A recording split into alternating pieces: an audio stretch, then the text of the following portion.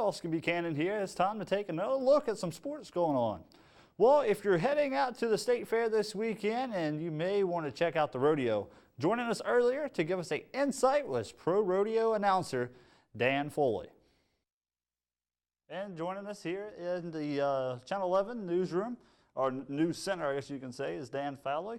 Good to have you, and you are here in Fairbanks all the way from Arizona. Arizona, you bet. Wow. Up here to enjoy the rodeo at the Tanana Valley State Fair. And, you know, they're welcoming rodeo back here after basically a 14-year absence, Austin. And a whole lot of great things going to take place out there this weekend. Tonight, here in just a moment or two, we'll be getting underway with Military Appreciation Night. All you military families and military people are welcome to come out and join us tonight. Country Western superstar Mark Wills is hosting a party for, you know, the most important people in America, our military and currently serving. Yes, sir. And speaking of the rodeo, Mark Wills, he'll perform on Sunday. Correct. But down to the dirt and kicking up, I guess, some dust is going to be, yeah, that's right. It'll be great rodeo action, you know. Yeah. I'm blessed to work quite a few events in the lower 48 and have been part of the Buck and Horse Sale during the Wrangler National Finals and great places like Santa Fe and all over the state of California. Rodeo Alaska brings some of the best talent there is in our game of rodeo. You know, tomorrow night we'll be kicking things off. The gates open at 5 o'clock and rodeo action center stage at 7 p.m. There ain't no fear in the last frontier, guaranteed. So that's tomorrow night. And then Seekins Ford and all the Alaska Ford dealers, they're bringing the action to the fair. Saturday night, really encourage folks to come out and join us on Saturday night. Wear pink. It's to raise awareness for breast cancer research. We'll be passing the hat, and all the funds raised will stay right here locally to combat breast cancer. Now, something interesting, there's going to be everything from, what, barrel racing to bull riding? And you bet. Saddle bronc riding, bareback riding, over-the-top action. You know, there's a lot of talented kids that are up here serving in the military, and there's Alaska has a really good history in our sport of rodeo.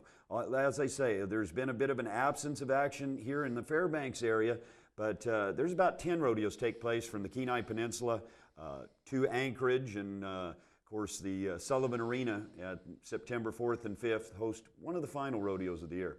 But you know, this is the most northern rodeo. And there's going to be ages all over.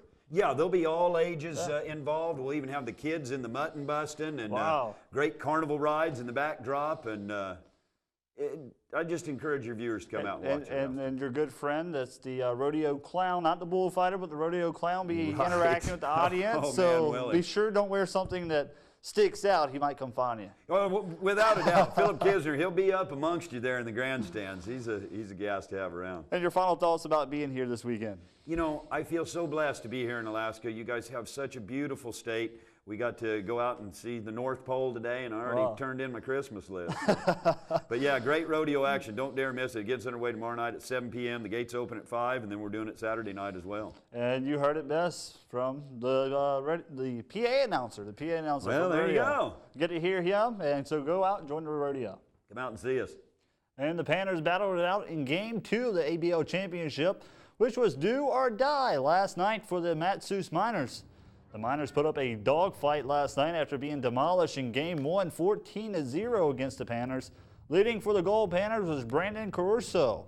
He supplied the Panthers with 3 hits, tacking on an RBI double in the 5th inning that put the first run on the boards, giving the Panthers the lead. Scott Hurst added the 2nd run after getting a RBI double, making the score 2-0. In the bottom of the 5th, Miners were able to narrow down that lead to 1 after Johnny Larcher's singles to bring a run across for the Miners. As the Miners failed to make a comeback victory, the Panthers became the ABL champs, winning 2-1. They now advance to the National Baseball Congress World Series in Wichita, Kansas.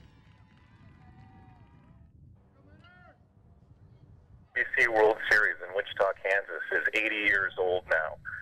The first season that they had this tournament in Wichita, the tournament was won by a Bismarck, North Dakota team headed by Satchel Paige, and so that gives you an idea of really the great history that the tournament itself has.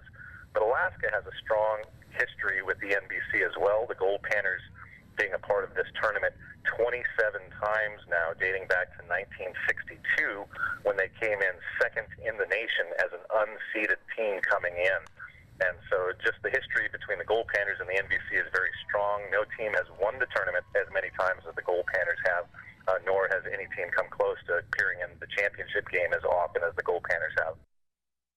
And now wrap it up for Sports Tonight. Thanks for checking out some sports with me tonight. For more on KTVS Sports, log on to Twitter, YouTube, WebCenter11.com, or download our mobile app. Mike Schultz has your full weather forecast coming up next. Stay tuned.